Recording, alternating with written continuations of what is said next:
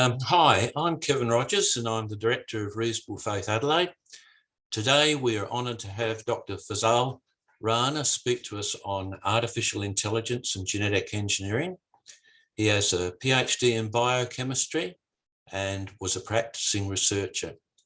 However, in 1999, he left his position in research and development to join Reasons to Believe and is now Vice President of Research and Apologetics. Faz will provide a presentation on this topic, and this will be followed by open discussion that will include questions and comments from our meeting participants. So now I'll hand it over to Faz. Thank you, Faz. Well, thank you so much for inviting me to be part of your meeting this evening. It's really an honor. I'm humbled by the invitation and looking forward to spending some time with you this evening discussing what I think to be a really important topic.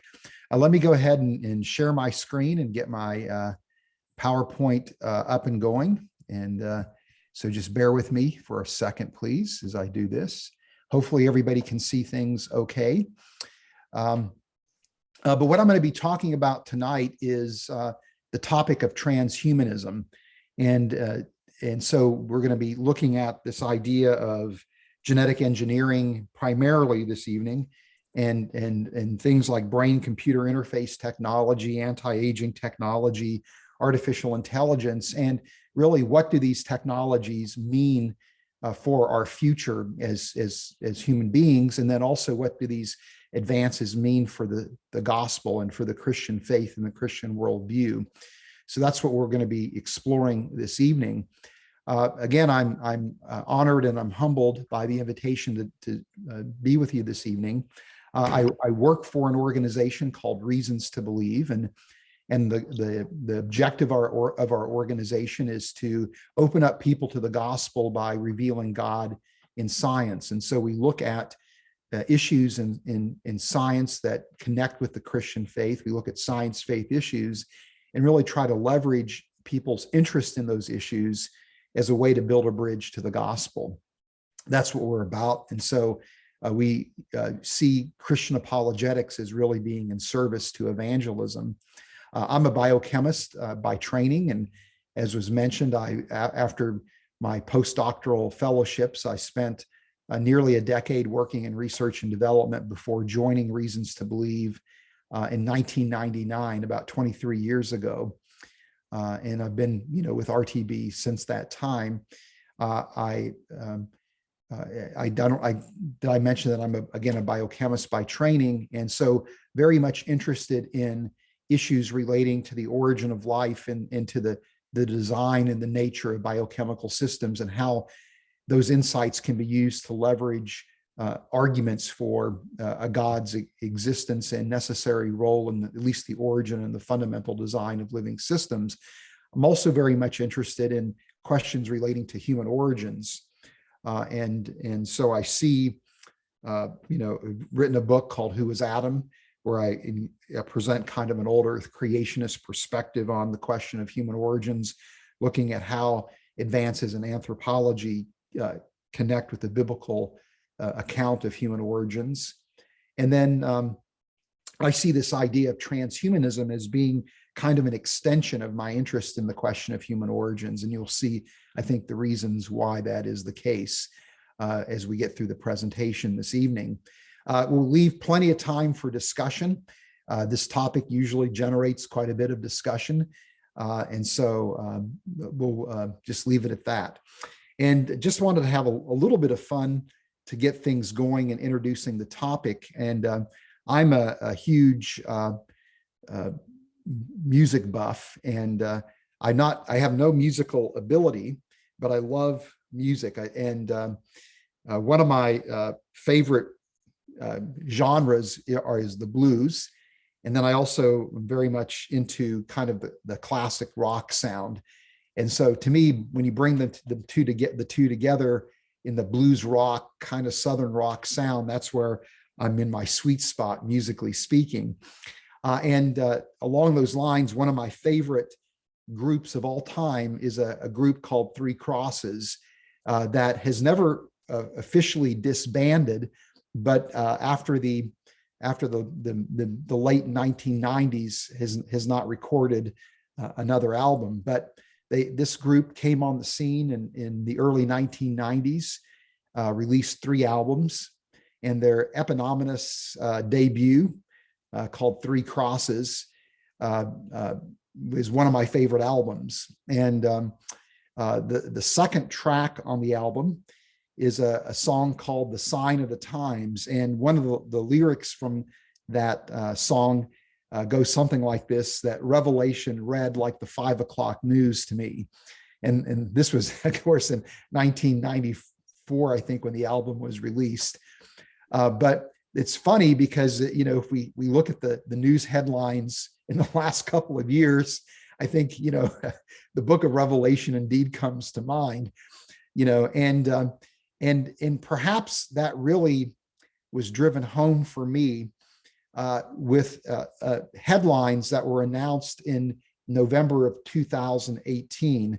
That seems like a lifetime ago, given everything that's happened in the world over the last 4 years. But in 2018, towards the end of November, again, headlines around the world announced the first ever birth of babies that had undergone genetic engineering. And so here's an example of some of the headlines. World's first gene-edited babies created in China, claims scientist. A Chinese researcher claims first gene-edited babies. And this is essentially in reference to work done by a Chinese scientist named He Jiankey, I think is how you pronounce his name. And he was trained in the United States, did postdoctoral work at Stanford University in the West Coast of the United States, and then went back to China and was really a very aggressive researcher exploring the use of gene editing of human embryos. And what he did in terms of his work on gene editing human embryos was not anything novel. People had been working on gene editing human embryos that were created through in vitro fertilization, but most governments around the world prohibit the growth of human embryos beyond 10 days or 2 weeks. I think that's the upper limit. And at that point in time, those embryos have to be destroyed. What he did is, after he gene edited these embryos, he implanted them into a surrogate. He was working with couples that volunteered for his study, and claims that 2 of those embryos were actually carried all the way through full term to the point of birth. And also claimed that there were other pregnancies that were destined to give birth in short order. And this, of course, ignited a maelstrom of controversy around the world, where people both praised the work as well as condemned the work. And he had produced a manuscript that was not published anywhere. People refused to publish the manuscript because of the ethical concerns surrounding the work. And then my understanding is that in December of 2020, he was actually convicted of, let me see if I can note the, let's see, he was convicted in China of being involved in illegal medical practices and sentenced to 3 years in prison. And so this, work really opened up, in a sense, in the minds of many people, kind of a Pandora's box. And, one thing to be clear is that while He Jiankey, again, suffered kind of some serious consequences for doing this work, what he actually did is something that the researchers around the world that are involved in this kind of work ultimately anticipate doing. They ultimately anticipate matriculating this technology to the as part of essentially their human reproductive process, or as part of reproductive medicine. And so he just simply jumped the gun and proceeded sooner than people felt comfortable with researchers doing this work, But what he did was essentially what is ultimately the end goal of many people working in this area. And this is essentially the kind of an overview of what he attempted to do or what he did.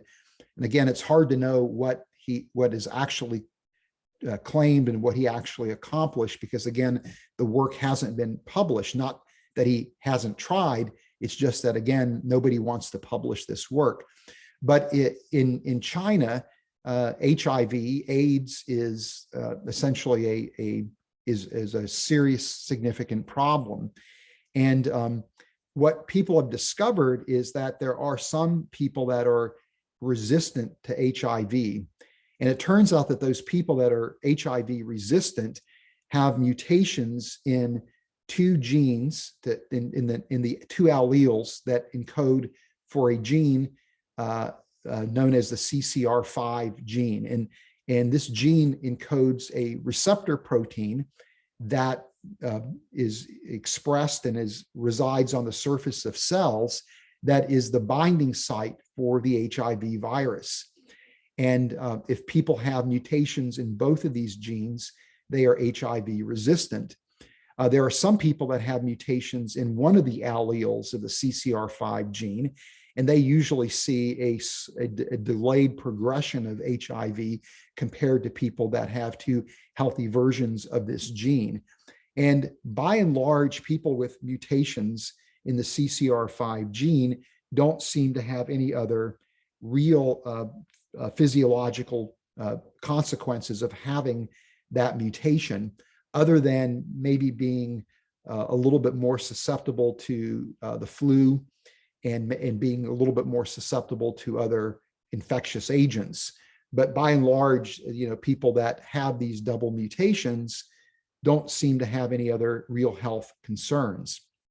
And so the idea that Jian Qi explored was using essentially CRISPR gene editing as a way to disable the Ccr5 genes, with the idea that if you could genetically engineer those genes to be non-functional, that you could actually render cells in the body, again, to be HIV resistant. And in fact, people have done this experiment in the laboratory through in vitro cell culturing techniques, where they can show that you can create, again, in a laboratory setting, cells, individual cells that are resistant to binding HIV, that would be resistant to the HIV virus. And so his idea was to do this gene editing work at the embryo stage, where he, through the process of in vitro fertilization, introduced simultaneously with the sperm being introduced into the egg, introduced the CRISPR-Cas9 gene editing package, which again would essentially identify the Ccr5 gene in the genome of the embryo and essentially disable that particular gene. And this would have happened both in the sperm cell as well as in the egg cell. And then at that point, the embryos that develop from that fertilized egg would all essentially harbor, at least in principle, this mutation or this gene edited version of the Ccr5 gene. And that individual that would result from that embryo would be HIV resistant. So this is kind of the idea behind Jian Qi's work. But what is central to this whole project is this technology known as CRISPR gene editing. And I'm not going to get into the specifics of how this works tonight. If people are interested, we can talk about this. But this work was actually awarded not Jian Qi's work, but the development of the CRISPR gene editing package was actually awarded the Nobel Prize in Chemistry in 2020. And the two researchers that did the most to essentially develop this technology, a French researcher and a researcher from the US, shared the Nobel Prize in 2020 in chemistry for this work. And CRISPR gene editing is a very powerful technique that can, with high precision, at least this is the claim, with high precision, essentially identify regions of the genomes of organisms, including the human genome, and essentially target particular genes. The technique is very good at essentially disabling particular regions of the genome with, again, high precision, but can also be used to essentially swap out a defective region of the genome with a healthy version of that genome. And so people are very excited about CRISPR gene editing as a way to treat genetic diseases, where the vision would be that, again, through this gene editing package, you could essentially correct a number of genetic disorders. CRISPR gene editing is ideal for genetic disorders that involve mutations to a single region of the genome. And there are somewhere between 5 to 10,000 genetic disorders that involve those kinds of mutations where just a single gene is defective. And in many instances, these genetic disorders are rare. There's really no effective treatments or therapies for these genetic disorders. And so the idea is that this provides a very powerful toolkit to correct these genetic disorders, or at least to provide means to mitigate the symptoms of these genetic disorders. And so it's a very exciting potential technique that could revolutionize how we manage diseases that, again, involve single mutations to single regions of the genome. When it comes to CRISPR gene editing, there are two broad approaches that are used. And now I'm thinking in terms of the medical application. One would be to apply gene editing to what are called somatic cells. These are cells that are the cells that comprise our body. And so we have 210 approximately different types of cells that make up our body, and about 1 trillion or so human cells that are part of our biological makeup. And so the idea here would be that you would apply the gene editing technique to, again, somatic cells, where you would specifically target cells that are involved specifically in creating the most prominent symptoms with a genetic disorder. So you're not really looking to correct the genetic defect in every cell in the body with somatic cell techniques, but rather you're targeting particular cell types or particular tissue types in the body. The other approach would be to do the CRISPR gene editing at the embryo stage. And this is what Ji and Qi did in his experiments. And the idea behind somatic cell gene editing is, I think, nicely illustrated through what's known as an ex vivo technique. So let's say, hypothetically, somebody is suffering from a genetic disorder that turns out to be a blood disease. So let's say somebody is suffering from sickle cell anemia.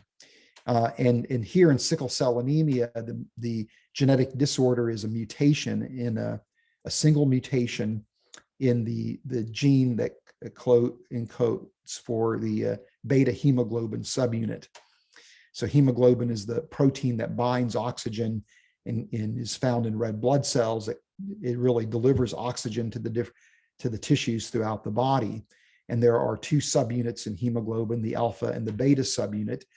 And so the hemoglobin molecule consists of 4 subunits, 2 alpha subunits, 2 beta subunits. And in one of the beta subunits, there's a mutation that takes place that causes the replacement of one amino acid with another amino acid. And that substitution makes the hemoglobin molecule sticky. And so they end up sticking to each other and they kind of clump. And that the result of that is the formation of, or that kind of forces the red blood cell to adopt kind of a sickle shape, which impedes its movement through capillaries. And so people with sickle cell anemia, again, have a single mutation in the beta subunit of hemoglobin. And so the idea behind kind of an ex vivo somatic cell gene editing would be to isolate the hematopoietic stem cells from the bone marrow. These are the cells that would develop into the different blood cells. use CRISPR gene editing to replace the defective beta globin gene with a healthy version of that gene. And then once you've affected the gene editing in the hematopoietic stem cells, you would implant them back into the bone marrow. And that then would lead to the patient developing healthy red blood cells that would be free of the sickle cell mutation. Now, it's not clear if this is a permanent change or if this is something that would have to be executed repeatedly over the course of that individual patient's lifetime. But even if that's the case, this represents a significant step forward in treating sickle cell anemia. And so people have already done a number of preclinical trials using somatic cell gene editing to treat a number of different blood disorders, not just simply sickle cell anemia. The other approach would be an in vivo approach, where here you would inject the patient with essentially the gene editing package, with the hope that you could actually target that gene editing package to particular cells or particular tissues that are most dramatically impacted by the genetic mutation. So let's say you have a patient that is suffering from cystic fibrosis. This again involves a single mutation to a gene that encodes a protein called a chloride transporter. And so the idea would be, could you replace the healthy version, or the defective version of that chloride transporter with a healthy version of the gene? And here you can envision maybe using some kind of aerosol or maybe a direct injection into the lung tissues, where you would deliver the gene editing package that again would correct that genetic mutation in those cells that are most affected, that are again responsible for the primary symptoms of sickle cell anemia. And even if you don't even if the gene editing is not very efficient, let's say you gene edit at 20% or 30% of the cells, you still are going to dramatically improve the quality of life of the patient. This would be something that would have to be administered repeatedly over the course of the patient's lifetime. But again, it represents a potentially a significant step forward in managing sickle cell anemia. And interestingly enough, both the mRNA vaccines for COVID-19 as well as the Johnson & Johnson, the adenoviral vector vaccines, or the AstraZeneca vaccines, are vaccines that are using delivery mechanisms that could actually help advance somatic cell gene editing, where those same delivery mechanisms could be used to deliver the gene editing package to cells, as opposed to the mRNA or the viral vector. So anyway, the work that's being done in developing these next generation vaccines in conjunction with the COVID-19 pandemic are going to have important implications for work in gene editing in the future. Now, going back to the work of He, Jian, Qi, just for a brief moment, it's actually possible that you could develop a somatic cell gene editing approach to imparting HIV resistance to patients, as opposed to doing the gene editing of human embryos, where you could develop a somatic cell approach where you would essentially target with a gene editing package those cells that are the primary target of the HIV virus. These would be cells that are part of the immune system. And in fact, one of the ideas that people had in terms of treating COVID-19 was through what was called I think it was called a CRISPR storm, where the idea would be that you would actually develop a CRISPR gene editing package that would target the SARS-2 coronavirus genetic material, and you would just have the gene editing package essentially chop up any kind of viral DNA that would be found in cells. So people have even explored that possibility early on in the pandemic as a way to treat COVID-19. Now, there are a number of technical concerns with this particular gene editing approach. One is, particularly for the in vivo approach, can you actually target the cells that you would desire to target? Can you actually hit the specified cells? The other is concerns with efficiency. This would not only be efficiency in terms of gene editing the particular cells or the particular tissues in question, but once you actually deliver the gene editing package to the cell, how many of those cells actually are effectively edited?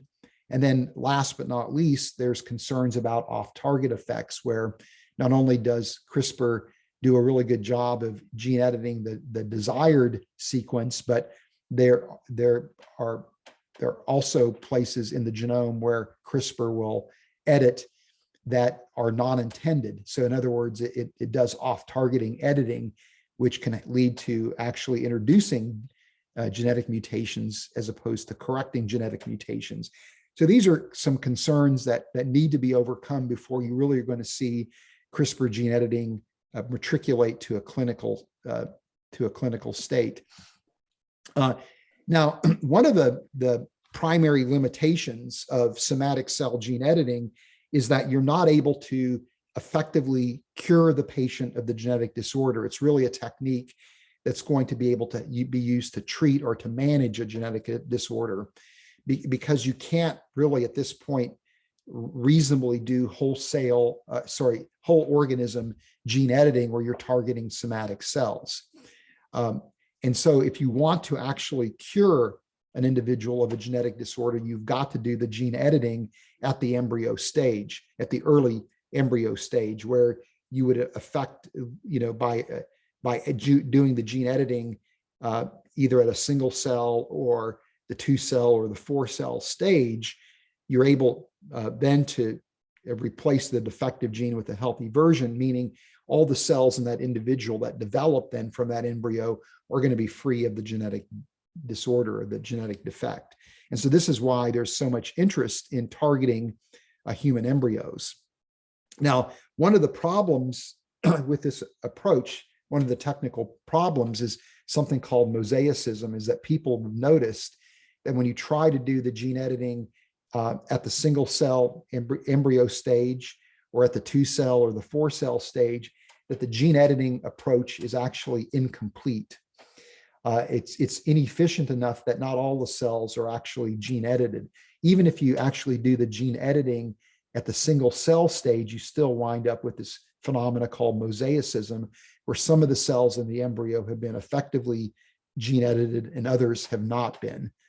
And so that is a technical concern. And one of the ways around this concern is to actually do either gene editing at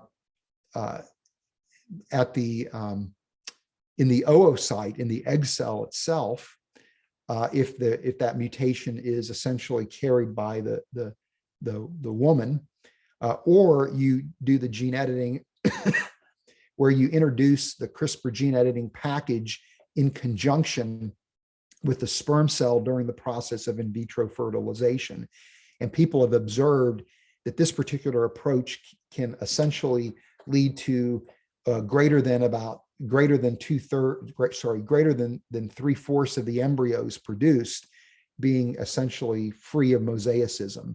And this is essentially the technique that Jian Qi used in his approach to gene editing.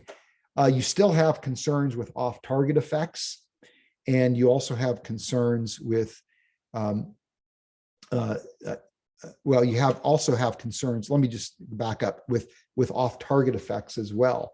And it's one thing to have off-target effects when you're doing somatic cell gene editing, because if you have off-target effects and you're introducing unintended changes into the genome with the CRISPR gene editing package, because you're targeting a particular tissue and particular cell types within that tissue, you're not really causing the wide-scale genetic changes to that individual patient. It's just you're having changes that are unintended in particular regions of that individual's bodies. Still can be devastating, but it's a limited, the effects of off-target effects are limited. But if you're doing gene editing at the embryo stage, those off-target effects are devastating because it means that you literally are introducing mutations into the genome of the embryo in the process of trying to correct a mutation. Another concern is that whatever you do now to that embryo is going to affect all the cells in that individual's bodies, which means that the gametes that individual produces are going to have, in effect, new genes that have been introduced into the human population that can actually enter into the human gene pool. Where because that individual can reproduce, those genetic changes again will be introduced into the human population. And this is one of the reasons why people were so upset with He-Jian Ke's work, because what he had done is essentially created this type of scenario as being a very real possibility. Also, there are ethical concerns because the work that He-Jian Ke did, again, involved taking, I think he had, in his work, he had, he had a number of couples, I don't know how many, volunteer for his study. They knew what he was doing. He edited 22 embryos with his technique, and 16 of those embryos essentially showed effective gene editing. And the way that he determined that was when the embryos were at the 4-cell stage or the 8-cell stage, he teased away a single cell that he could then analyze to see if that gene editing was successful in that particular embryo. If it wasn't successful, those embryos were destroyed. And so it's essentially screening and then selecting embryos where they're embryos that are not effectively gene edited or where there are off-target effects would actually be destroyed. And then of those 16 embryos, he implanted 11 of them into surrogates, into people that would be carrying those embryos. This also opens up the possibility of creating designer babies. If you're able to do gene editing on human embryos to correct a genetic defect, who's to say that you couldn't do gene editing to actually introduce certain, or to try to control the certain biological traits in that individual. And this may seem like, again, something that is beyond reach, because like many biological traits involve really a number of genes, not just a single gene. So for example, if you think about human height, there's not a single gene that controls how tall we are. There are multiple genes, but people have actually discovered about 16 genes that seem to influence the height of an individual, but actually one of those genes tends to have to be more dominant. Of those 16, one of those genes tends to be more dominant. So you could actually target those genes that seem to be the most dominant in terms of controlling the biological trait and gene edit those in the embryo stage. And as a result, help to influence the height of the individual. And so even though, again, people, claim that creating designer babies is not really possible, I would actually take exception to that if people are interested and are willing to do it, there's a number of ways in which you could actually influence designer babies. Another possibility is that if you could actually do gene editing at the embryo stage and introduce human enhancements where you could enhance human beings beyond our natural biological limits, where you could make human beings stronger, more intelligent, more emotionally well-adjusted. These are, again, possibilities that once, again, you're able to do gene editing at the embryo stage to correct genetic defects, who's to say you can't do these other things, or that people are at least going to try to do these other things. Now, this, again, may seem like science fiction or something that's well beyond what's within our reach today, but the fact of the matter, it's not.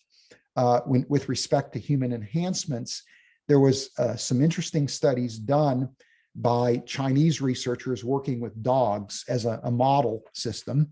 And they were interested in a gene called that encodes a protein called myostatin. And as the name implies, myostatin actually inhibits muscle growth. And this is really actually important during the course of growth and development, is to not only promote muscle growth, but also to inhibit it. This is the way in which muscle growth is regulated. And the idea here in this study was, what happens if you actually disable the gene for myostatin using CRISPR gene editing at the embryo stage? Could you actually create an animal that would have unnatural muscle development? And on the right is a dog of the particular breed that these Chinese researchers are working with. I don't know what this particular dog breed is. And on the left is a dog from that same breed who had the myostatin gene disabled at the embryo stage, where the muscle growth occurred in an uncontrolled manner. And you can see that you actually create this kind of like this super dog, right? That has this enhanced musculature. And in fact, there is a biotech company in Argentina that's looking at using this technique to create racehorses that would be, again, these super horses that would be stronger and presumably faster than typical racehorses. And so if this is possible in animals like dogs and horses, who's to say that people wouldn't try doing something like this with human beings? And this is intriguing because you could envision using disabling the myostatin gene as a way to treat diseases that involve muscle wasting, where people have these muscular degenerative diseases. Could something like disabling the myostatin gene be a way to help compensate for the muscle wasting disease?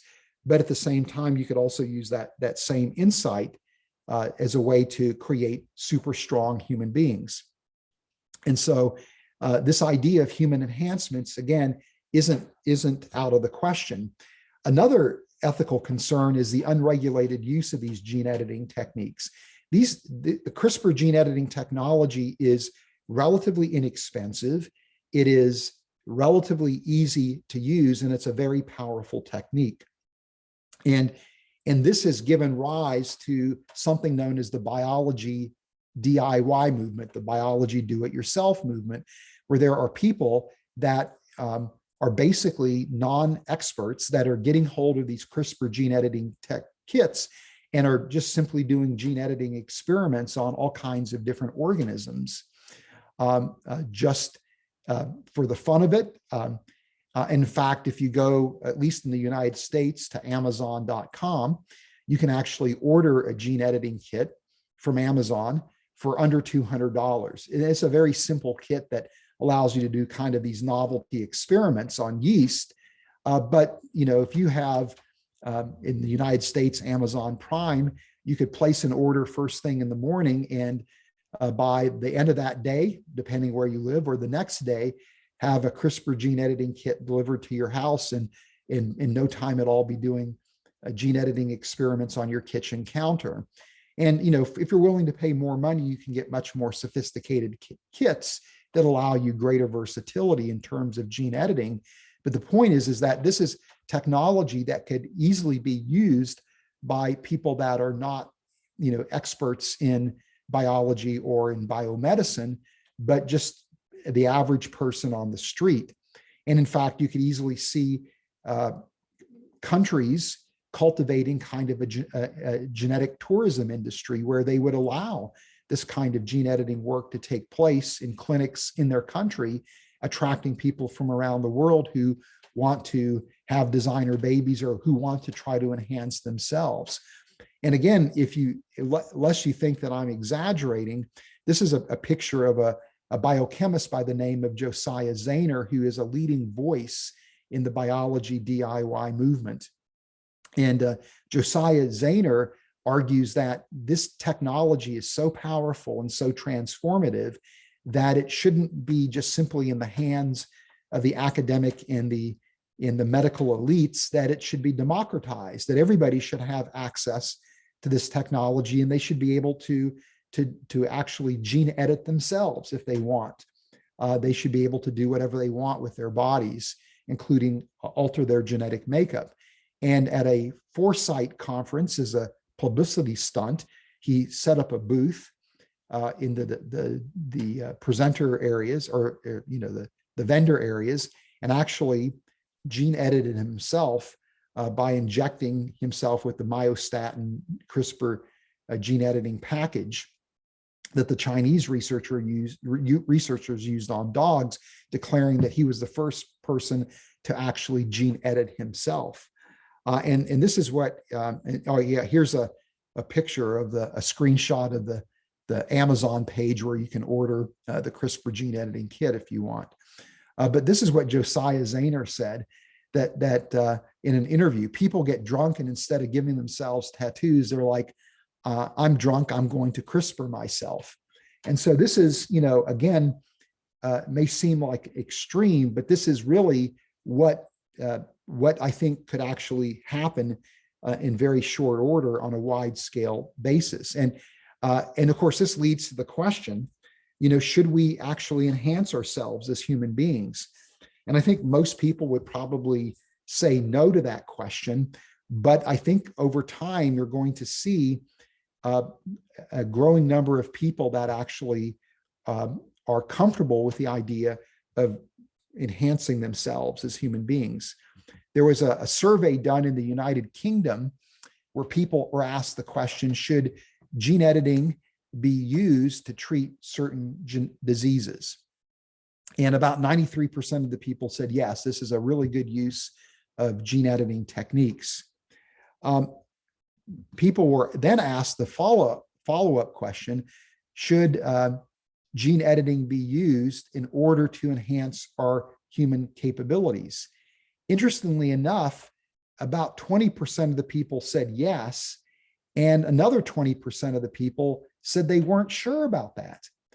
And so it's only about 60% of the population in the UK at the time of that interview that were uncomfortable with this. And I submit to you that as more and more people actually engage in gene editing for clinical purposes, it's going to increase the comfort level that people have with using gene editing for human enhancements. And so I think over time, public opinion is going to become increasingly favorable for using gene editing for human enhancement purposes. Brent Waters, who is a theologian who writes about issues in bioethics, in his book, This Immortal Flesh, and by the way, it's an older book now, but I highly commend this book to you. It's called This Immortal Flesh. If you're interested in these topics, you definitely want to read Brent Waters. But this is what he says. Medicine has a growing predilection for turning its attention away from the care of patients in favor of transforming them into beings capable of transcending their embodied and therefore finite limitations. In other words, he's concerned that with the advent of technologies like CRISPR gene editing, that it's going to change the very nature of medicine, where people are going to go to their doctors, not because they're suffering from a disease and they're looking for relief from that disease, but rather because they want to enhance themselves, and that this is going to, again, change the face of medicine, or at least it could potentially change the face of medicine. Now, there's something else that advances in CRISPR gene editing have done as well, and that has given legitimacy to this idea of transhumanism. And transhumanism is an idea that's been around with us for a number of years.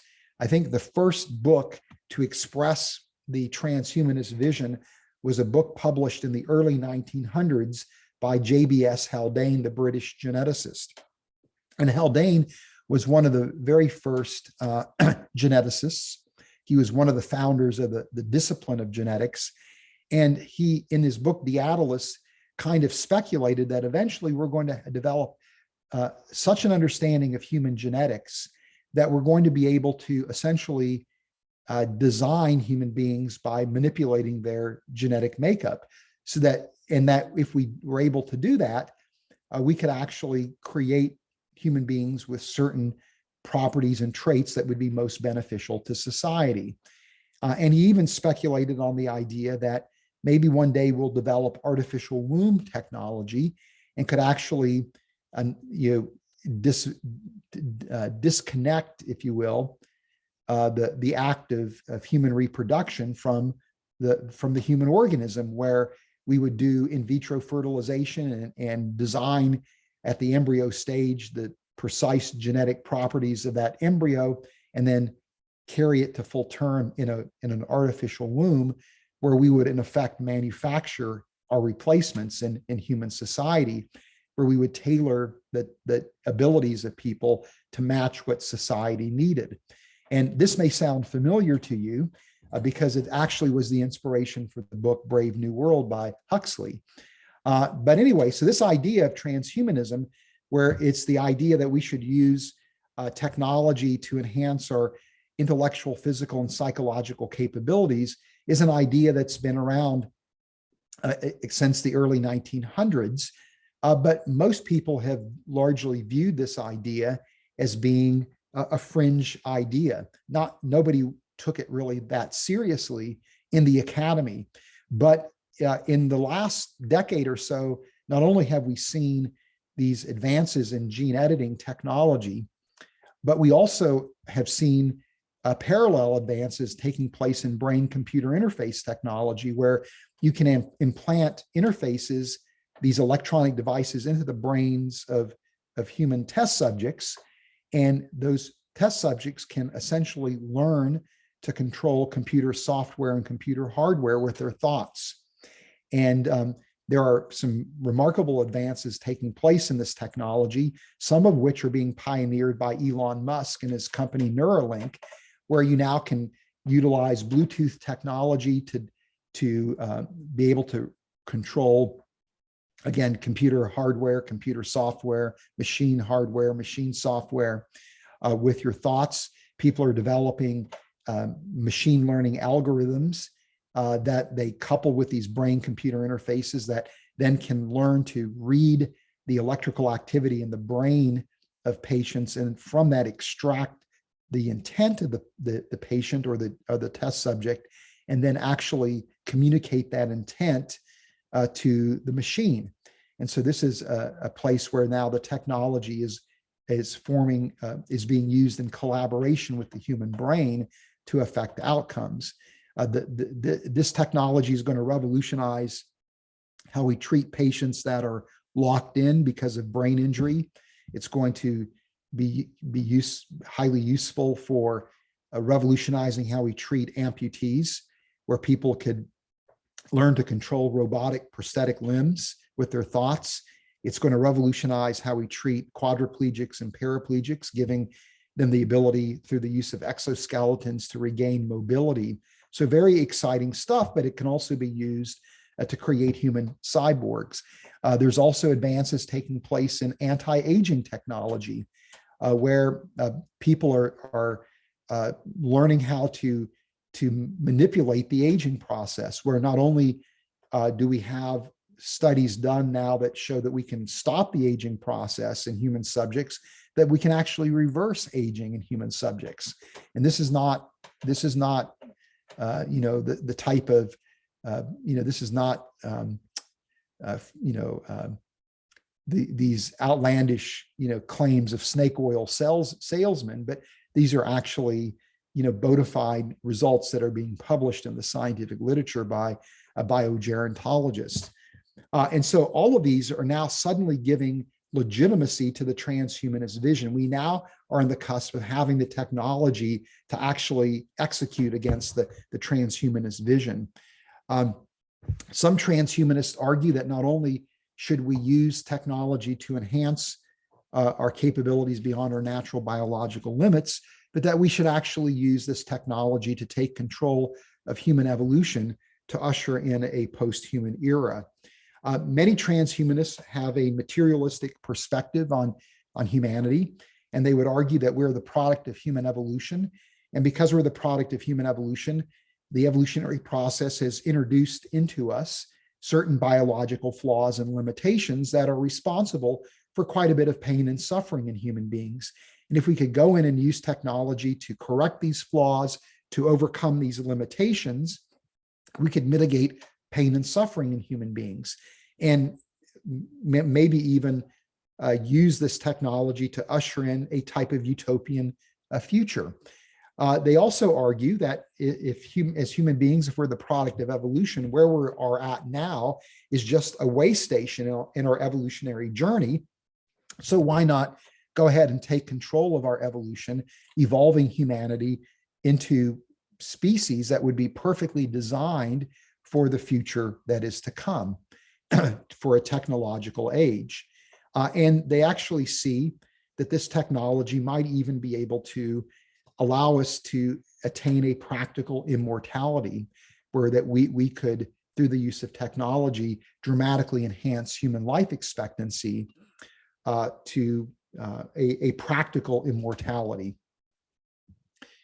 This is how James Hughes, a sociologist and a transhumanist thinker, describes the transhumanist vision. He says this, that in the 21st century, the convergence of artificial intelligence, nanotechnology, and genetic engineering will allow human beings to achieve things previously imagined only in science fiction. Lifespans will extend well beyond a century. Our senses and cognition will be enhanced, and we will gain control over our emotions and memory. We will merge with machines, and machines will become more like humans. These technologies will allow us to evolve into varieties of post-humans and usher us into a transhuman era and society. He goes on to say, transhumanist technologies that push the boundaries of humanism, can radically improve the quality of our life, and we have a fundamental right to use them to control our bodies and our minds. So this idea of transhumanism is an idea that is essentially with us right now. And it's remarkable to me how this idea of transhumanism has gone from being a fringe idea in the academy to becoming mainstream. When you read in the academic literature on transhumanism, it's now something that people are treating with a high degree of respect, where there are people that are actively advocating for transhumanism and are actively debating really how the transhumanist vision should be implemented. And this idea is filtering into our culture at large. And it's going to be a very attractive message, because we live in a world that's increasingly secular. We live in a world where people increasingly turn to science and technology to solve our problems. And so why not turn to science and technology as a way to essentially overcome the chief problem that we all face as human beings, and that is our mortality. As human beings, people are concerned that we're going to drive ourselves to extinction.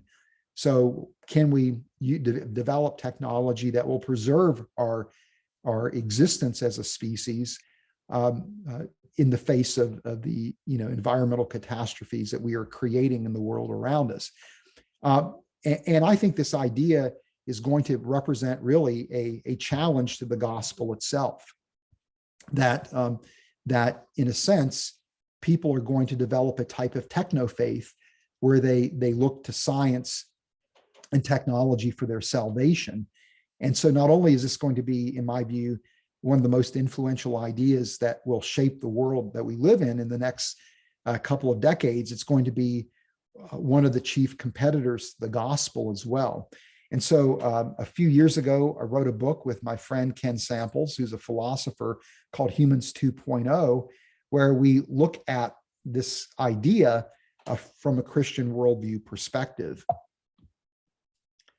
And in the book, we kind of engage transhumanism in a number of different ways. One is that we look at the ethical concerns connected to gene editing, to brain-computer interface technology, to anti-aging, and essentially ask the question, what does the Christian worldview have to contribute to the ethical discussions about how this technology ought to be utilized, not only in terms of a biomedical sense, but also in terms of human enhancements.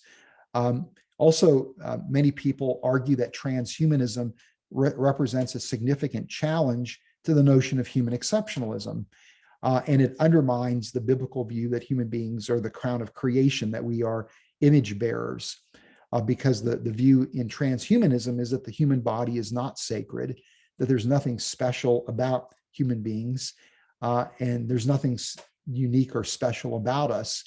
And that's part of the justification and the motivation for using human enhancement technologies. But also, we spend a significant portion of the book also engaging transhumanism with respect to its relationship to the gospel.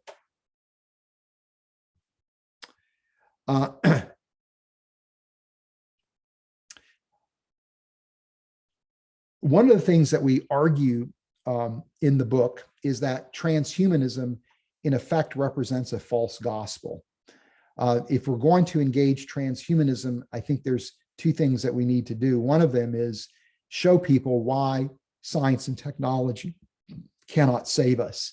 And I think from a Christian worldview perspective, we would all agree that science and technology are very much part of our mandate as human beings, that a mandate given to us by God to subdue the earth, to bring the earth under our control, to exercise our dominion over the creation, to be stewards of the creation.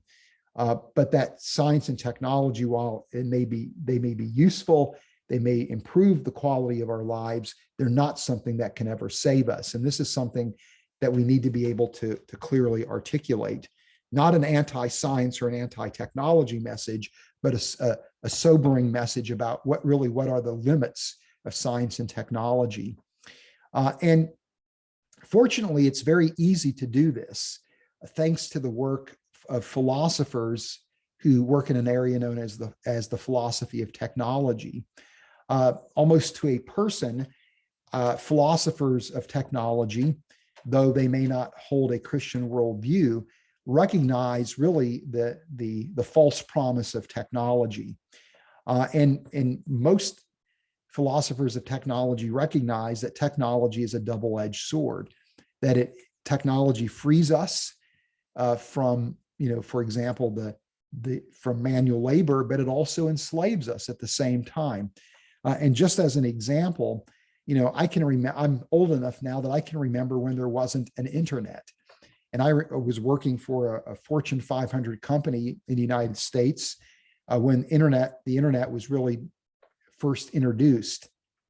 And I can remember that you had to get permission from a vice president to be able to log on to the internet using company computers, that you had to provide justification for why you wanted to use the internet. So very interesting. But now, of course, we can't even imagine life without the internet. You can't function in today's world without having access to the internet. And if there was some kind of electromagnetic pulse or solar flare that knocked out satellites and the internet went down, we literally would, the world that we live in would come to a halt. So many essential services and so much of the economy are tied up to the internet. And so the internet created efficiencies. It freed us up from manual labor, but it also essentially has enslaved us as well, where we now are so dependent upon the internet that it's actually frightening to think about what would happen if the internet went down on a worldwide basis. Technology alleviates pain and suffering. This is true, but a lot of times it causes new forms of pain and suffering. And what ends up happening is that, technology introduces new problems that never existed before. And so we develop technology to solve those problems, which only then leads in turn to a new set of problems. So the point is that technology does indeed benefit us, but it also introduces suffering where suffering never existed before. Brent Waters, who I mentioned earlier, said this: the science which promised to liberate humans from the shackles of superstition and fossilized tradition was instead serving as a cruel taskmaster. And this is with respect to the impact of the Industrial Revolution.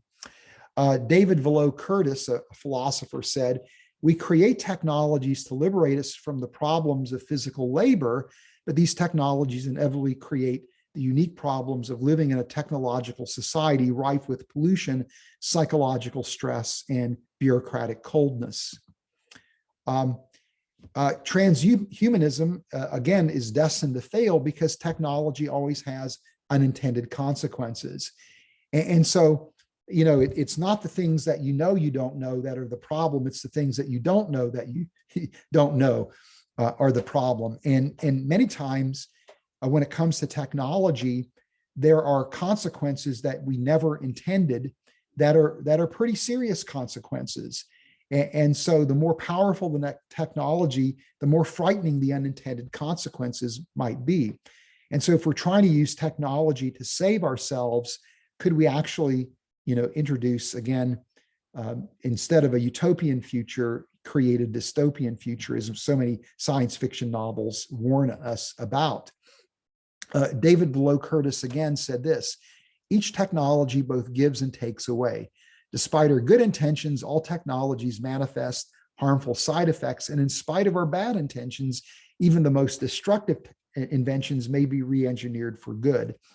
By adding to our lives, technologies by necessity also subtract from them." My experience interacting with transhumanists is that they're extremely naive, particularly about the idea of human sin. This is something that the Christian worldview, I think, brings to the conversation, unlike any other worldview perspective, and that is recognizing that as human beings, we are sinful. And as a result of that, we are going to have a natural proclivity to misuse technology for evil purposes.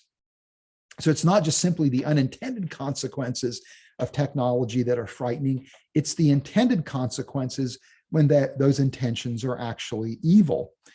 And transhumanists, I think, are naive to think that people are going to only use these emerging advances for altruistic purposes.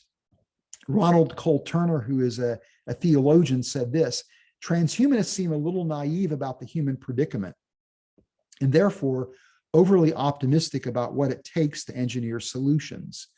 What theologians call sin, humanity's unexpected but inescapable tendency to pervert and destroy even its best achievements, is missing from transhumanist thought. Also absent in any realistic attitude about how well and at the same time how badly things will go as we make progress toward improving our lives and our species. Our technological power is great and is growing quickly, but it is never pure, never characterized by singularity of purpose in pursuit of the good. If this self-sabotaging inner disorder is a limitation of our biology, it is one we seem unwilling or unable to transcend, all the more so because too rarely do we admit it is real." Now, again, I think it's fairly straightforward to demonstrate that, again, transhumanism and really techno-faith in a broader sense is, again, a false gospel, that if people think that technology and science are going to save them, they are really misguided. And I think it's very important for us to be able to articulate that with a gentleness and respect as we engage our culture. But there's something very interesting about transhumanism, is I don't view transhumanists as people who I'm at odds with as a Christian, by the way, but rather I view transhumanists as people who are seeking after the same thing that I'm seeking after as a Christian. That as a Christian, I recognize that the world is not the way that it should be. So do transhumanists. I recognize that there is pain and suffering in the world, and I want to see that pain and suffering mitigated. This is what transhumanists desire as well. That as a Christian, I recognize that death is not natural, that death is the enemy. So do transhumanists, by the way. That as a Christian, I see death as the ultimate enemy, and so do transhumanists. As a Christian, I recognize that every human being has a sense of hope, purpose, and destiny, and that we also have a sense of hope, purpose, and destiny, not only for ourselves as individuals, but for humanity as a whole. And likewise, so do transhumanists. Interestingly enough, transhumanists, really decry the idea that an individual would lose their life, that they see it as being tragic to think that there could be a world where human beings no longer exist. And if you think about it, many transhumanists are, again, materialists. And materialism, in terms of its eschatology, is very bleak, right?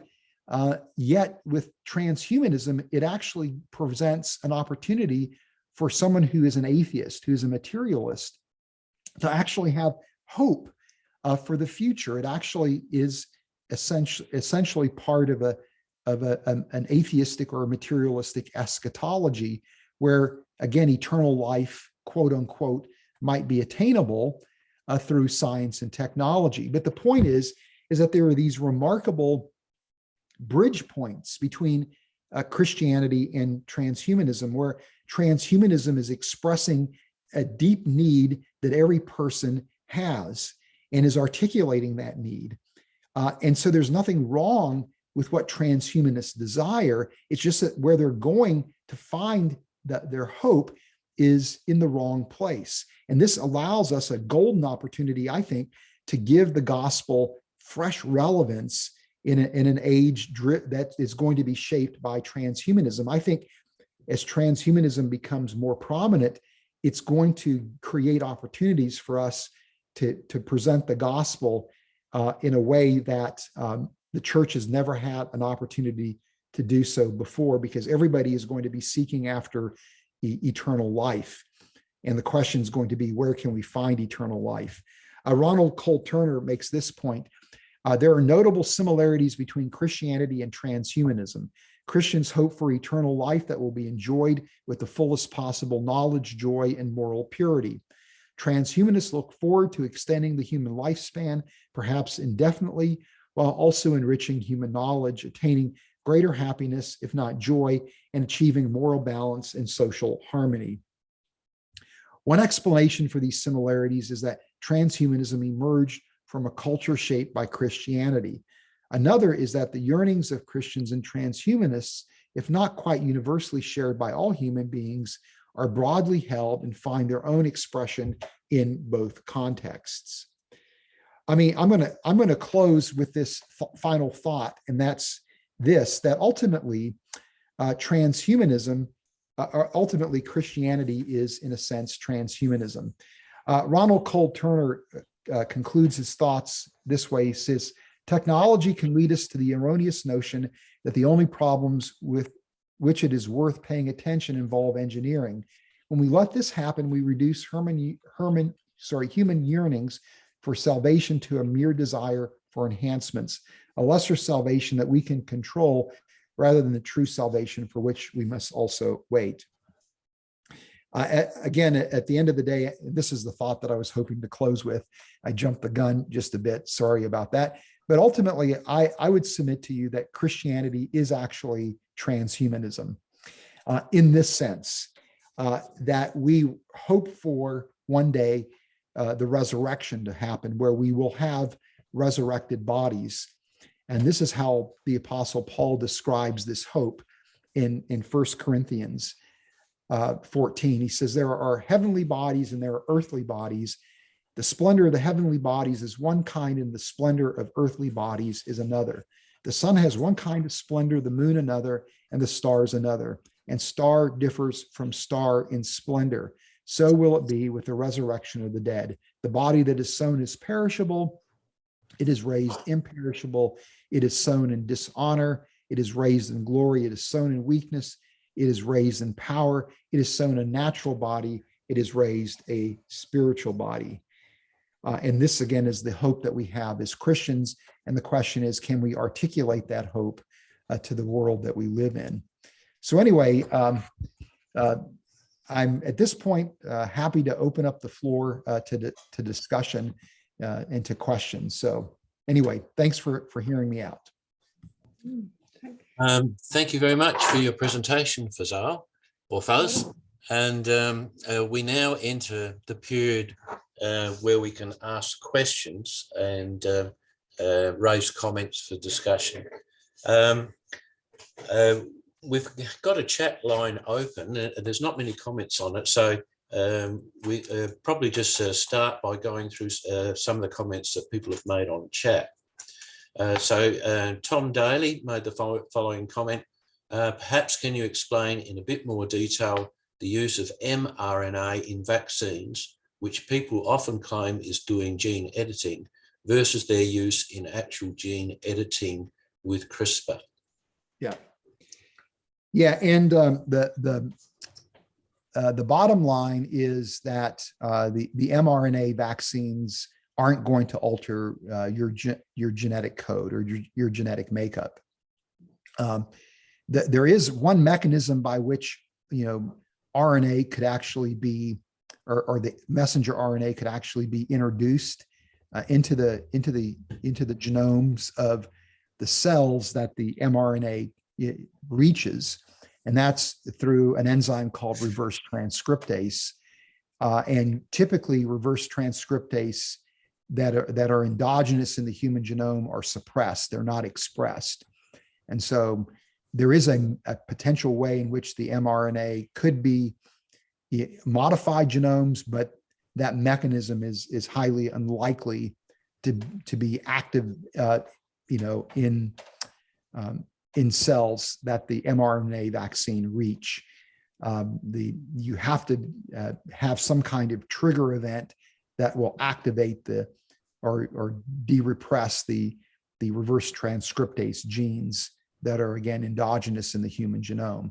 So the mRNA vaccines are not going to, again, alter our genetic makeup, nor are the adenoviral vector vaccines either, that like J&J and AstraZeneca have developed. But what I meant by the idea that these vaccines are going to help with gene editing technology is that there is, with the use of the lipid nanoparticles, for example, that deliver the mRNA vaccines, those are something that people are exploring as a means to use to deliver gene editing packages to cells. And so the fact that this technology has been developed and now deployed in mRNA vaccines means that it's likely going to be reapplied as a way to deliver the CRISPR gene editing package to cells as well. So that's what I meant by that technology having application to gene editing. It's not so much in the editing of the genome as in the targeting and delivery of the gene editing package to particular cell types. The adenoviral vector vaccines, again, like J&J and AstraZeneca, essentially is one technique that people are exploring as a way to deliver gene editing packages to cells. In fact, there was a study done, a preclinical study, working with infants that suffer from Tay-Sachs disease, which basically is fatal by 1 or 2 years of age. And it involves essentially the inability of cells to express a particular enzyme, or a couple of enzymes. Beta-galactosidase, I think, is one of the enzymes.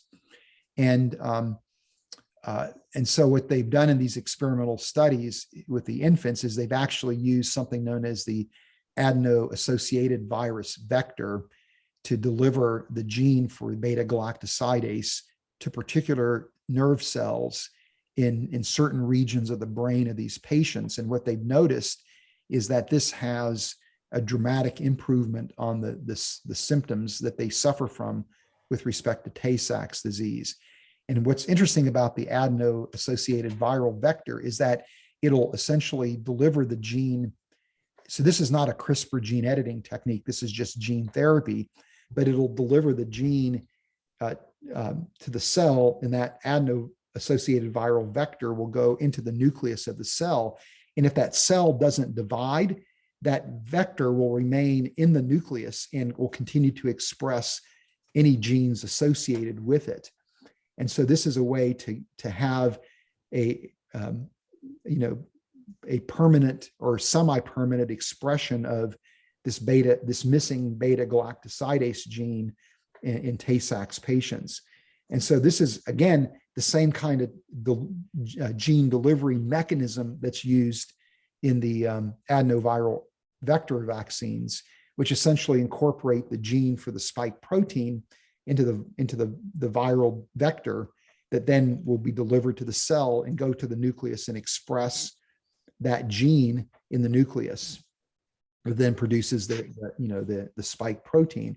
So it's the same concept as people would use for delivering the CRISPR gene editing package. So this is where, again, the advances that we're seeing with the COVID-19 vaccines very well may have important implications for gene therapy in that sense. So that's what I meant. Well, I didn't understand most of that, but I hope Tom's happy. Thanks.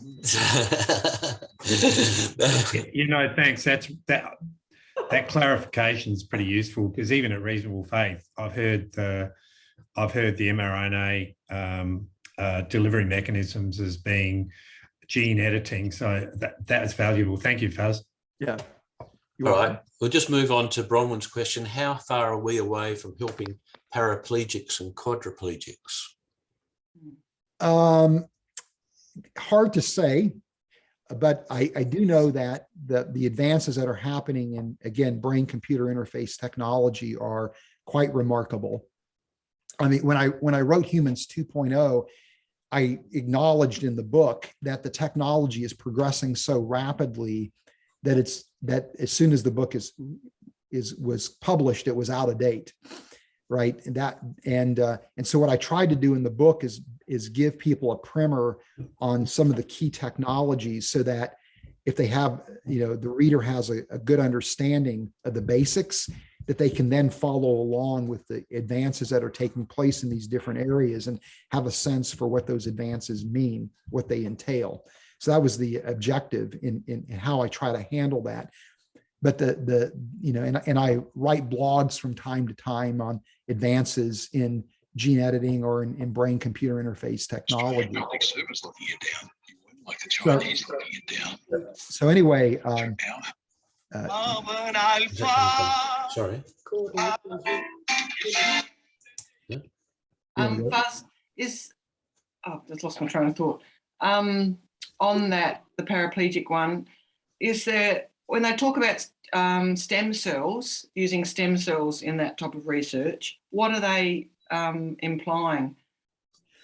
What I was thinking about with regard to quadriplegic and paraplegics would be advances in brain-computer interfaces. But stem cell technology is something else that could be potentially used in that area as well.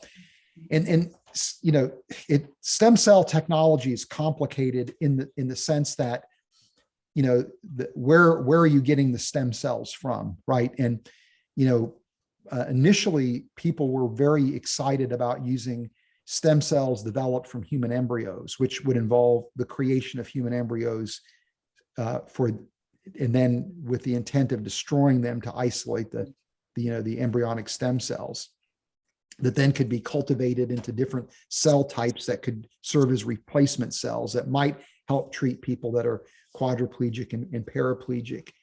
But what's exciting is that in recent years, there have been advances where people have been able to develop what are called induced pluripotent stem cells.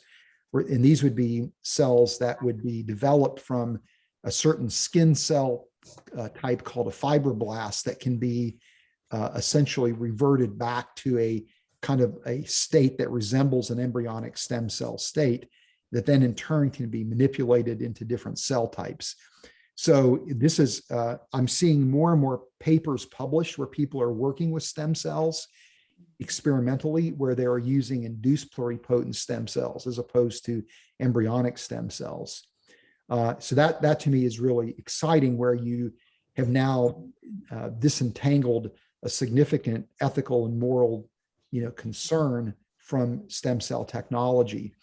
And again, people are exploring the use of stem cells to try to treat, these types of diseases. I actually think there's right now greater likelihood of success with brain-computer interface techniques than with stem cells techniques in terms of treating, and helping paraplegics and quadriplegics. But again, it's a parallel avenue that's being explored. And again, the encouraging thing is that that the approaches that are being taken now in that area are far less ethically problematic.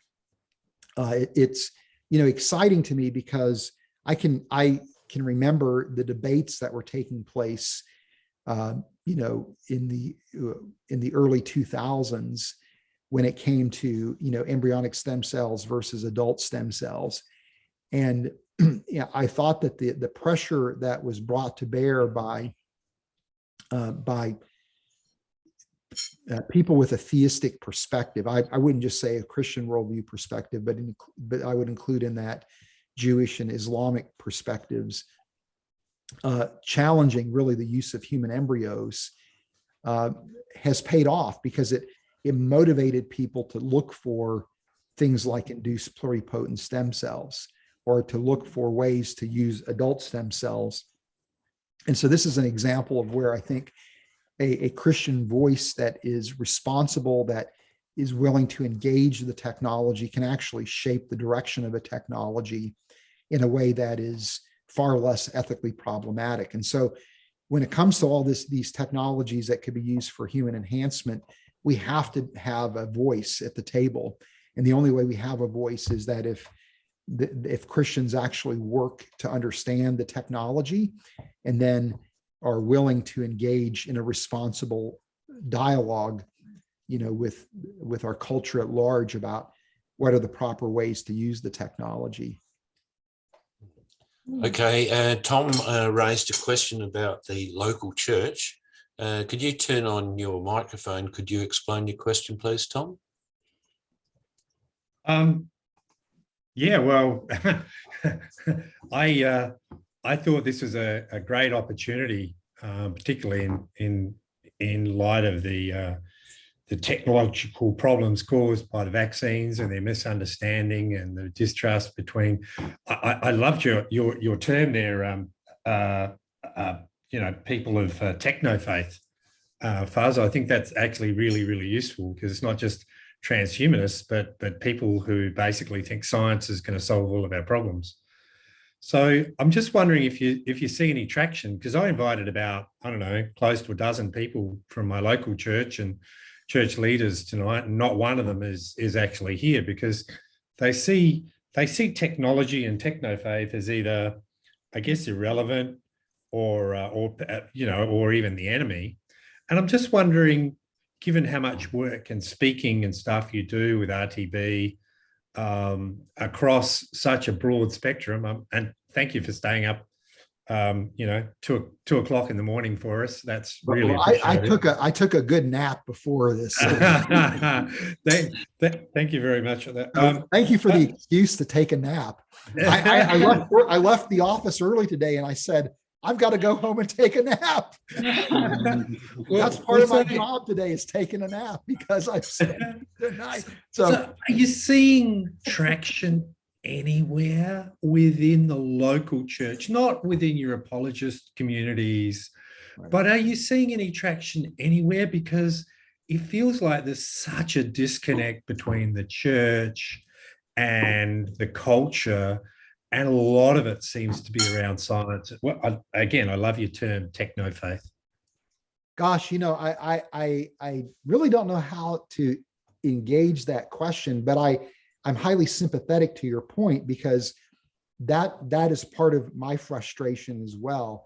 is that the church has, in a lot of local congregations have basically written off science, and if there are people that are scientists or engineers or even medical personnel that are in the church, they're never really given a prominent role in the church's ministry or the life of the church, where they serve the church as scientists or engineers, or medical people, where, they are helping the church to equip their people to engage these issues. But the fact of the matter is, you can't walk off the church grounds without being confronted with these ideas.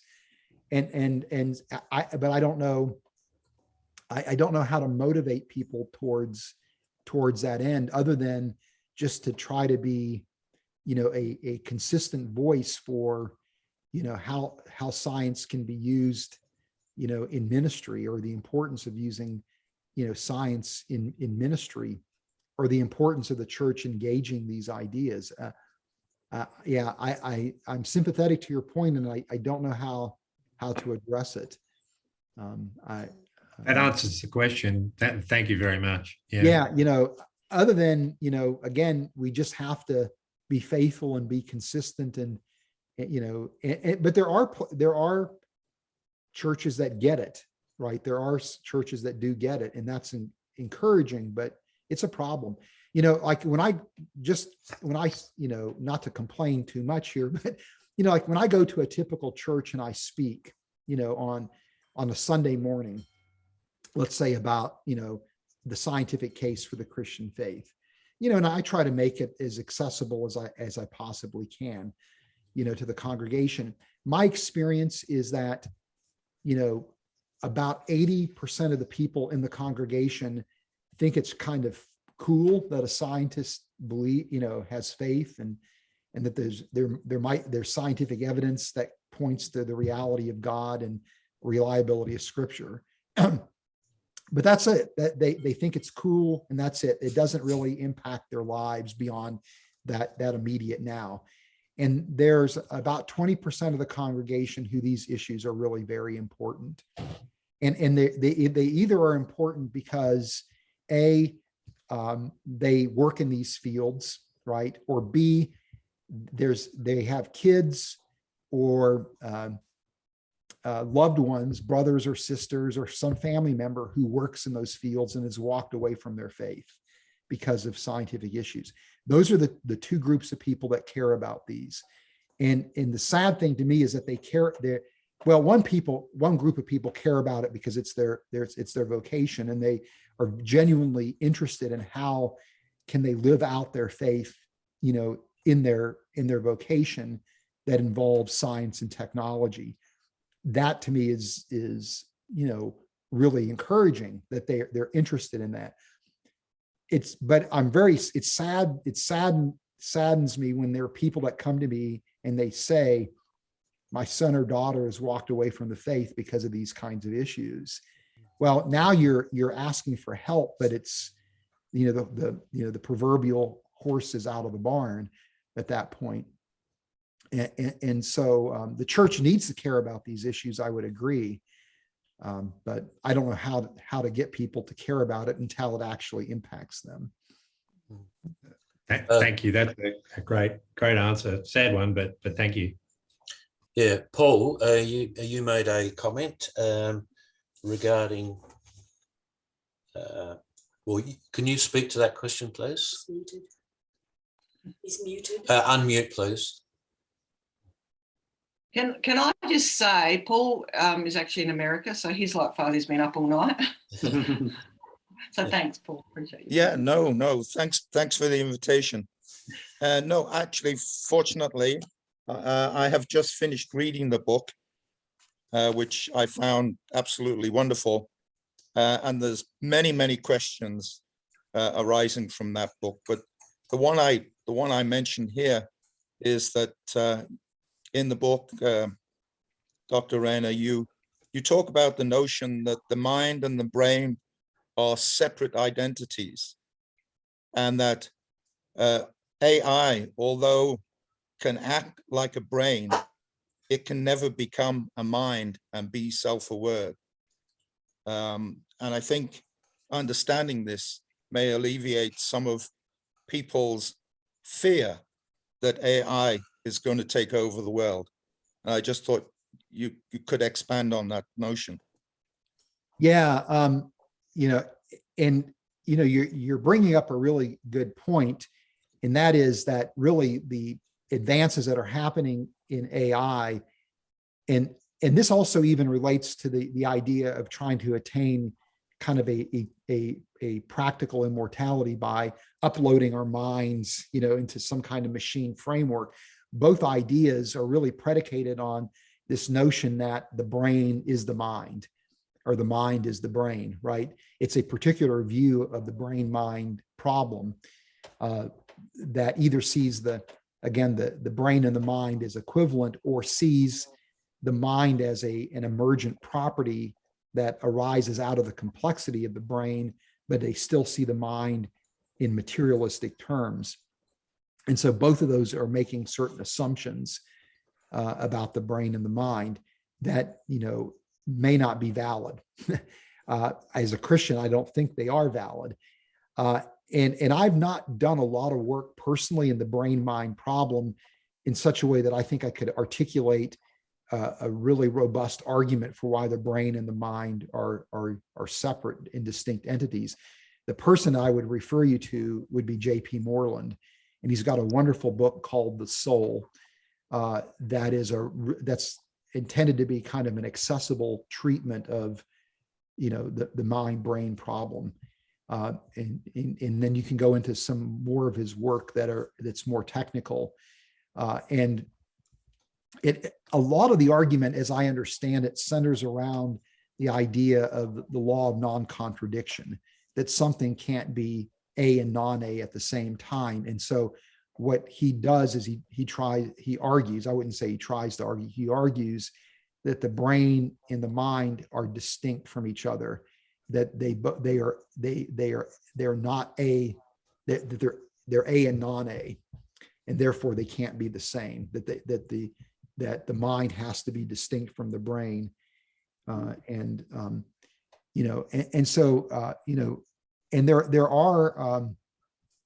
there are secular philosophers that would essentially agree with J.P. Moreland that the mind seems to be immaterial, right? And they wrestle with that, and they try to figure out a way to make the mind immaterial within a materialistic or a naturalistic framework.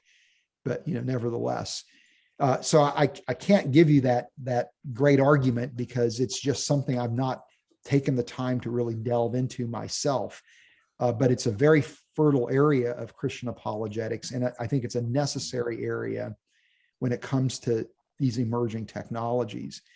And so to me, I think what you're going to have with AI systems are going to be these very sophisticated systems that employ, sophisticated machine learning algorithms that are going to make them indistinguishable, in effect, from a human being. In that sense, they'll pass kind of the Turing test, if you will. And if you couple that with advances in robotics, where you can get the AI system, as a robot to mimic human emotions, it's going to be, something where we're going to basically argue that this is indeed a sentient creature, that deserves human rights, if you will. And something that I think is really important to recognize is that what I think actually makes us exceptional as human beings is going to cause us to view human beings as being non-exceptional.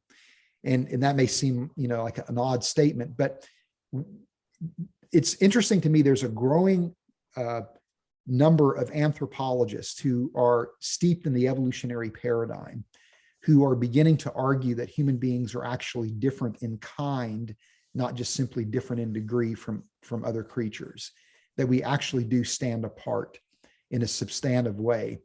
And they argue that it's a combination of four properties that cause us to stand apart. It's our capacity for symbolism, that we can represent the world symbolically. And we seem to be unique in this ability that we can then in turn manipulate those symbols and combine them and recombine them in a near infinite number of ways to create, these alternative scenarios. And so this is the basis for language and for music and for art. And then on top of that, we have something called theory of mind, where we recognize that others have minds like ours, and that we then can anticipate what other people are thinking and feeling. And we desire to connect our minds with one another. And that leads to these very complex social structures that we produce as human beings uniquely, where we kind of organize how we interact and share our minds with other people. Now, the net consequence of our theory of mind is that we anthropomorphize. So we talk about our car as if it was, a human being, right? We attribute human qualities to inanimate objects, to machines, right? We do that with our pets, right?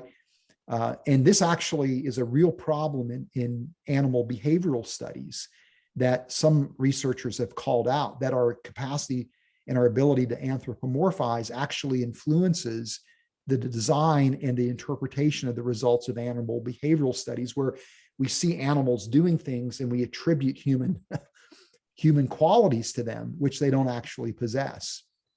But now, how does that apply to AI systems? If you have an AI system that is so good at mimicking a human being, because of our theory of mind, we're going to attribute to it qualities that it doesn't simply have, right? And so, this is something that I think needs to be part of the conversation.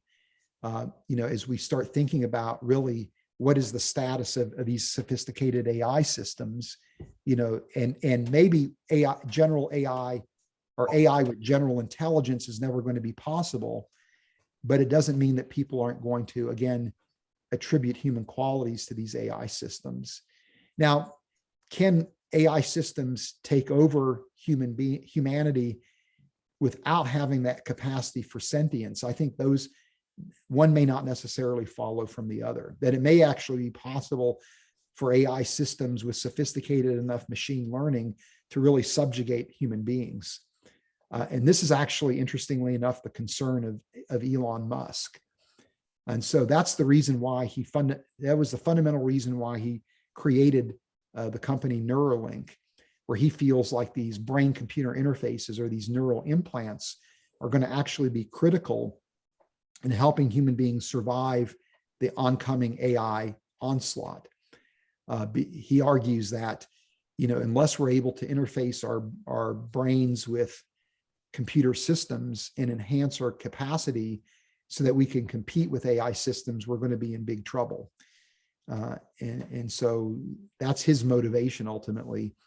Now, of course, Elon Musk has the view that, the brain is like a computer system and our memories are like data stored on a hard drive and things like that. So he's got a materialistic view of the brain and the mind.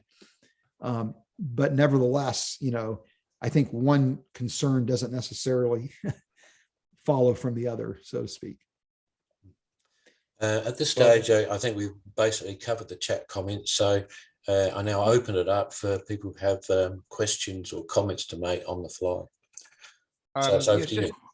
Just to follow on from that last point of yours, Fuzz. And by the way, it was a beautifully clear presentation that covered enormous ground and made me think, oh no, oh dear, why did we choose to eat the fruit of knowledge of good and evil?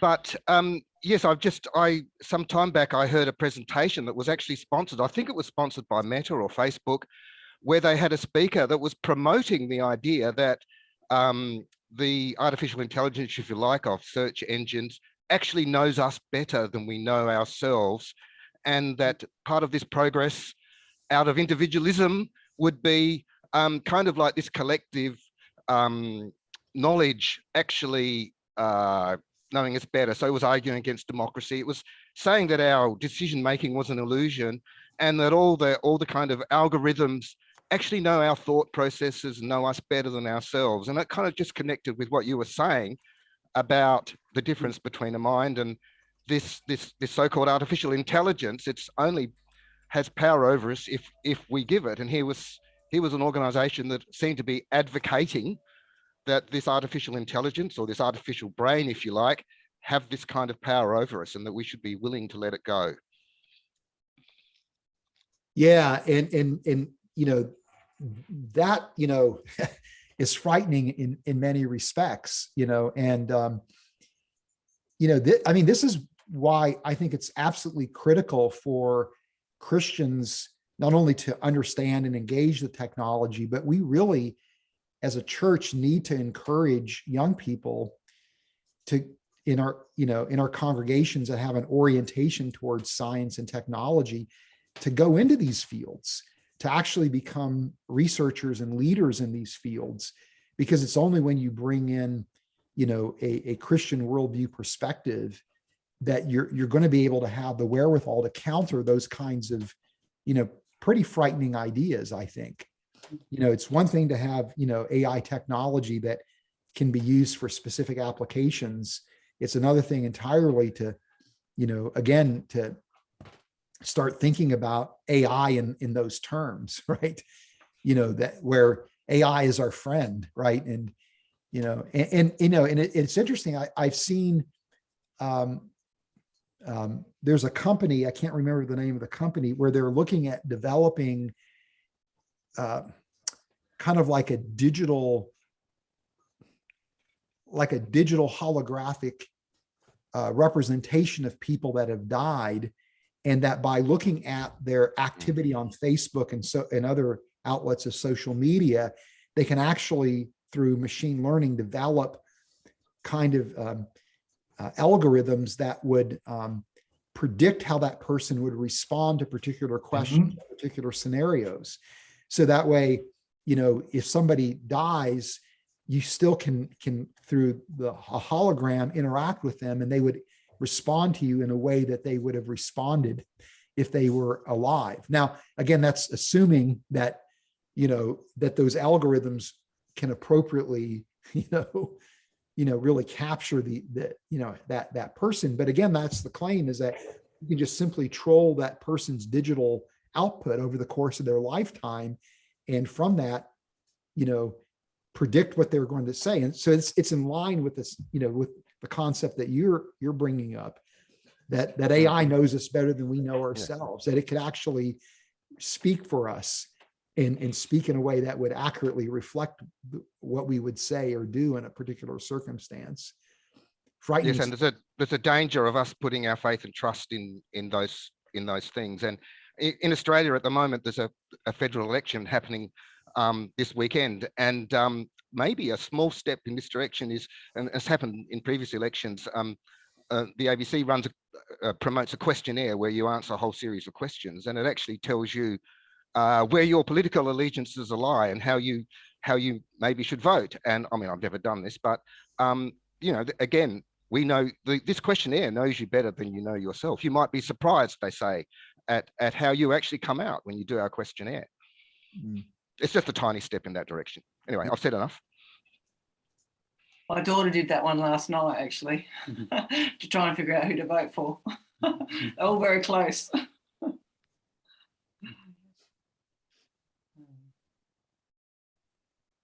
May I just make a comment about Bronwyn's hope that gene therapy might be a cure for paraplegia and quadriplegia?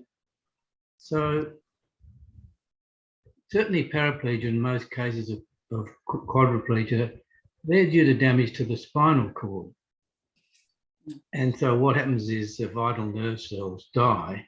And unfortunately, we humans don't have a very good regenerative system for damaged nerve cells. So the result then is, unfortunately, the generation of scar tissue at the site of what's usually trauma, which causes paraplegia, and usually quadriplegia. But so you have the formation of scar tissue, and then the regrowth of nerve tissue, if it occurs at all, is incredibly slow. So I can't see that gene therapy is going to be able to offer much for that.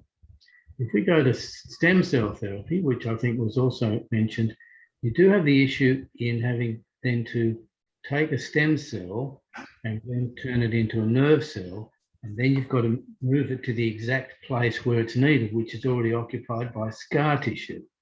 So at this stage, I'm not optimistic. Yeah, Derek, I appreciate those comments and that insight. And yeah, I would agree with you. I don't think gene editing is going to do much for treating quadriplegia and paraplegia. I think, to me, the best prospects, I think, are actually the brain-computer interface technologies, and in conjunction with exoskeletons. I think that's probably going to be a place where you see faster progress towards that end.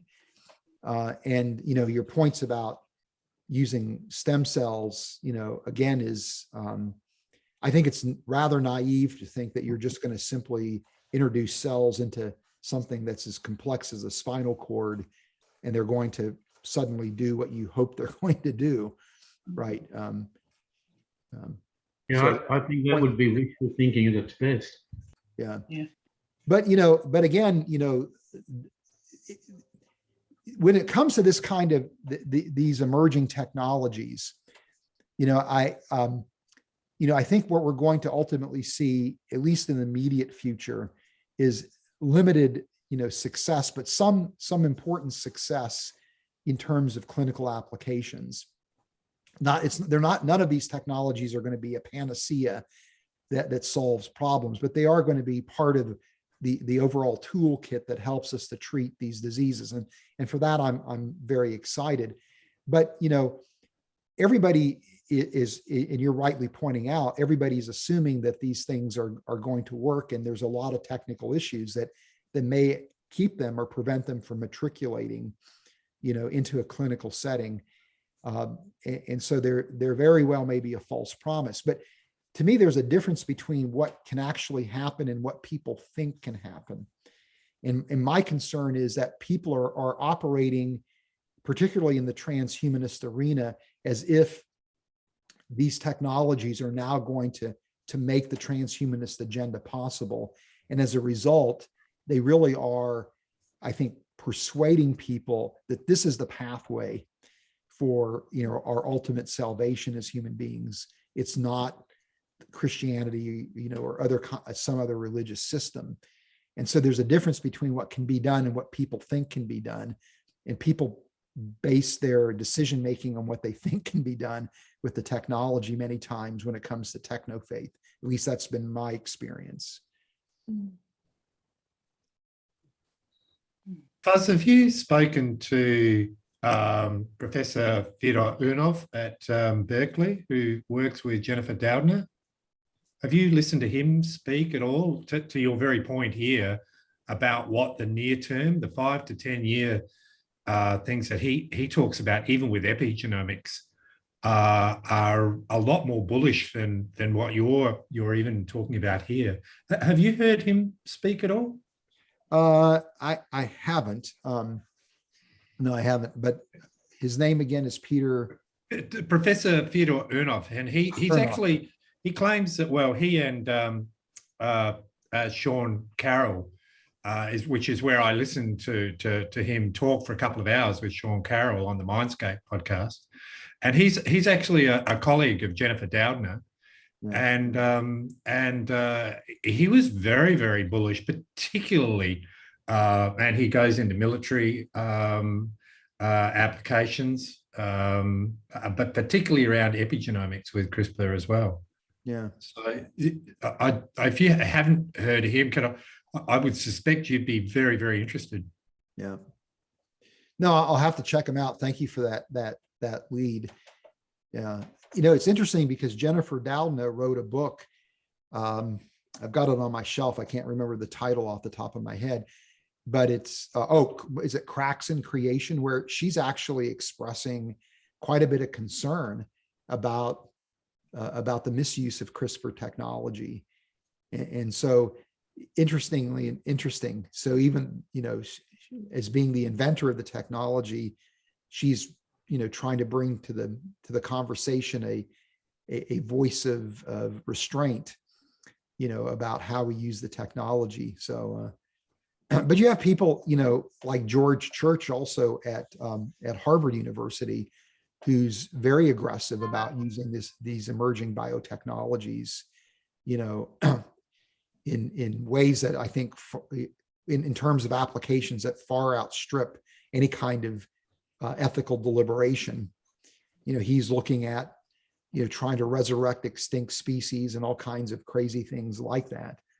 He was actually one of the scientists that was supportive of He Jiankui, when he did his experiments. He actually made favorable comments about the work. So, interesting. I think Jennifer's book is called Cracking the Code. Cracking the Code. Yeah, thanks. I find the transhumanism Christianity debate quite fascinating in the sense of them trying to live forever or somehow create themselves into something else that will, defeat death. Because I do have colleagues that would love to live a lot longer. And from a Christian perspective, I just think we hold all the cards, to be able to share what Christ has done and the fact that he defeated a death, and we shouldn't be frightened of it. I think as Christians, we completely forget and overlook it. It's just, we underestimate the power of it on a personal level, one-to-one, how some people seem so trapped by the future or the end of the futures for them. And Yeah. Well, I mean, if transhumanism does anything, it really brings to the forefront, I think, the real need that everybody has, right, for hope, purpose, and destiny. And are we willing to utilize that as a way to present the gospel? Gosh, it was a couple of years ago now. I was invited by leaders of the U.S. Transhumanist Party to take part in a dialogue with them. So in the United States, there's a nationwide political party called, again, the U.S. Transhumanist Party, where they're looking to use politics to kind of advance the transhumanist agenda. And each state has their own, transhumanist political party as well. And so they saw something I did on YouTube, and they invited me to what they call a virtual enlightenment salon. So I spent about 3.5 hours with about 12 people that were leading transhumanist thinkers talking about transhumanism and Christianity, because they were looking at how can they present a winsome message to Christians, right? And so they were impressed with the fact that I, number one, had an appreciation for the technology, and two, wasn't just outright condemning the technology, but saw that it could be useful in terms of potentially mitigating human pain and suffering. So, but through the course of that conversation, we talked about the gospel incessantly, and it didn't feel like I was forcing the gospel down their throats or that they were offended by me presenting the gospel. It was just a natural part of the conversation, because we were talking about issues relating to life and death and how do we improve the world, and how do we ultimately overcome death, right?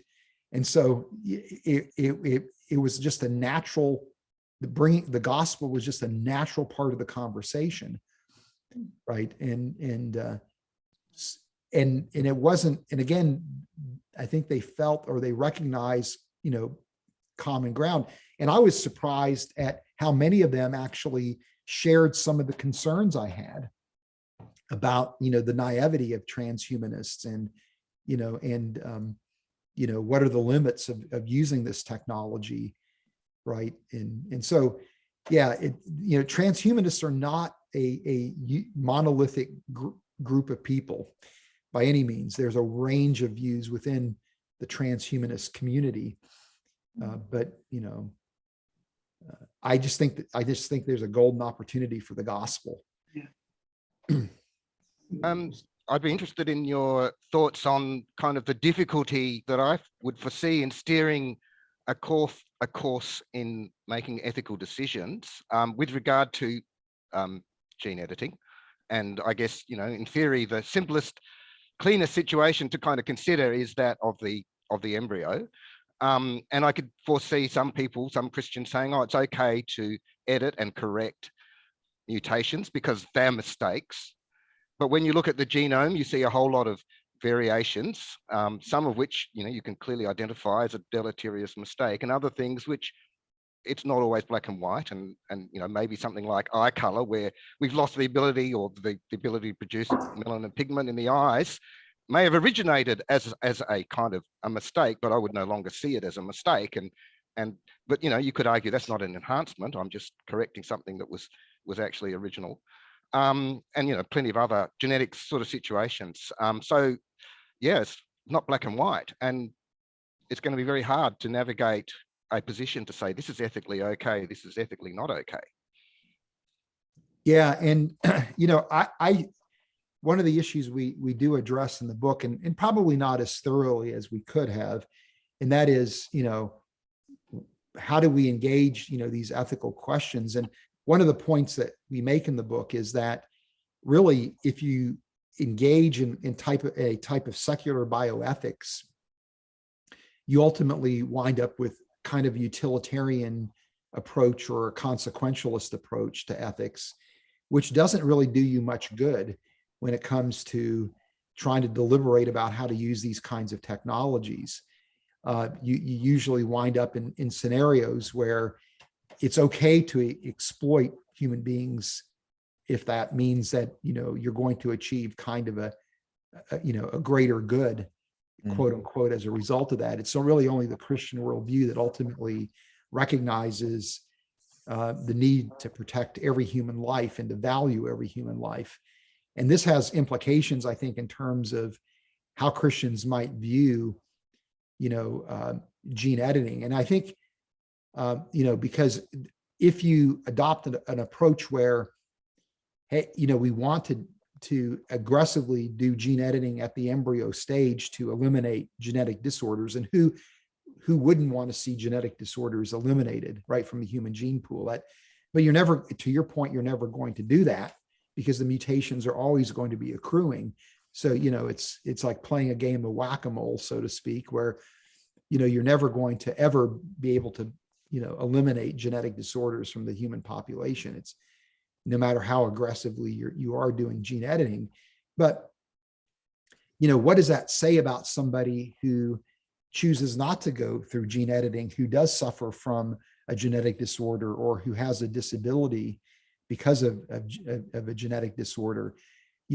Are we going to create a world where those people are going to be viewed as second-class citizens, or that somehow, that their genetic disorder is something that is the fault of their parents, and that this never had to have happened, right?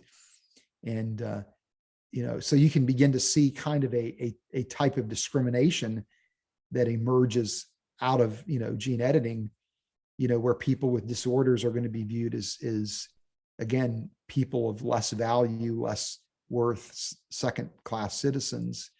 Or you're going to kind of create a high-tech form of eugenics, where you're looking at eliminating, again, genetic disorders from the population.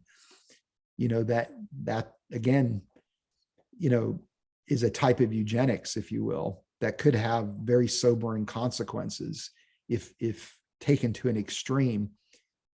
And what's interesting is there's some people that are materialists, that are atheists, who actually are opposed to gene editing because they argue that the mutations that are introduced into our genome is what is the engine that drives the evolutionary process. And if we're interrupting that, we're basically are interrupting the evolutionary process, and that in and of itself is a bad thing to do. So this could very well make some interesting bedfellows too. You Yeah, know, well, people- medicine also interrupts the evolutionary process, of course. yes, it Um, does. yeah, and that idea of discrimination against those who are genetically imperfect, of course, was brought out beautifully in that movie. I think it was called Gattaca. Yeah. Yeah.